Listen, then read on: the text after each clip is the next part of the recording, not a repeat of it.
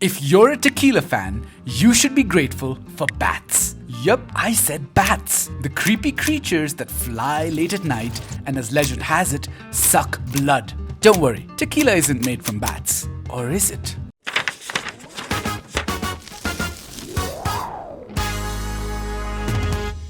This July 24th, on National Tequila Day, let me tell you about the insane link between tequila and bats. We'll also explore how tequila is made, how to turn tequila into diamonds, and a tequila that costs more than the net worth of Lindsay Lohan. So hit that like button and let's get into the video. Your party poison, tequila, is actually made from the Blue Agave plant. And this Blue Agave plant relies specifically on bats to pollinate their flowers. And here I thought bats were solely put on this earth to inspire Batman. The flowers of the Blue Agave plant bloom at night, and they don't smell. They stink.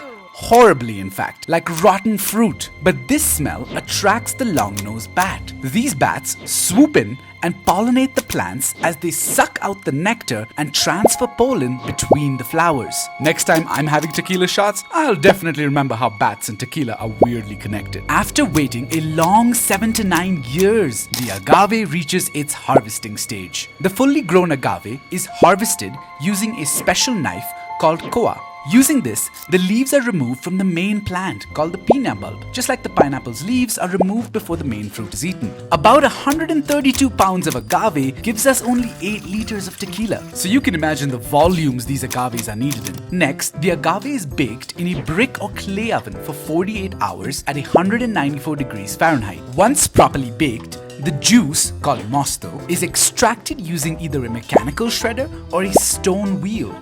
And now it's time to turn this mosto into a spirit. So, the mosto is placed in wooden barrels or stainless steel tanks with yeast. Based on the type and strength of tequila being made, the fermentation process can last anywhere between 3 to 12 days. Next, the mosto has to be distilled to both purify the liquid and amp up the alcohol concentration. Huh? A lot goes into making tequila, isn't it? But that's why you can enjoy it so much. Coming back to the process. The distillation is usually done twice. In the first round, it gives us a cloudy liquid.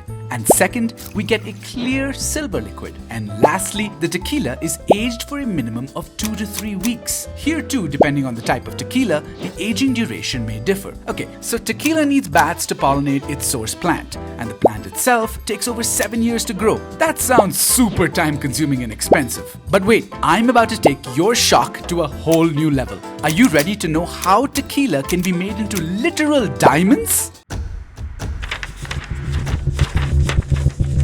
It was 2008, and scientists from the National Autonomous University of Mexico made this wild discovery. They found that tequila, when heated into a vapor and then deposited onto silicon trays, gives us, guess what? Diamonds! And not just any diamonds, but impurity-free diamonds. This originally began when scientists were experimenting with creating diamonds from organic solutions like acetone, ethanol, and methanol. They noticed that the ideal compound of 40% ethanol and 60% water was similar to the proportions used in tequila. And so, on began the scientific adventure. One morning, Luis Miguel Apatiga from the National Autonomous University of Mexico bought a pocket-sized bottle of cheap white tequila. He and his team were worried whether the other chemicals in the tequila could contaminate the process, but it shockingly didn't. They were able to create almost spherical-shaped diamonds of nanometric size. Speaking of diamonds, imagine a tequila bottle made of diamonds. Not just 10 or 20, but 4,100 diamonds. I'm talking about the Le Tequila 925 Diamante, aka the world's most expensive tequila. It literally cost $3.5 million. That's more than double Lindsay Lohan's net worth. First sold in 2010, the bottle has been designed by Jose Davalos Mejia and made with 5 pounds of pure platinum and 4,100 white diamonds. Talk about a collector's item. Even if I was offered to have a sip of this, I would put it in a tiny test tube and worship it.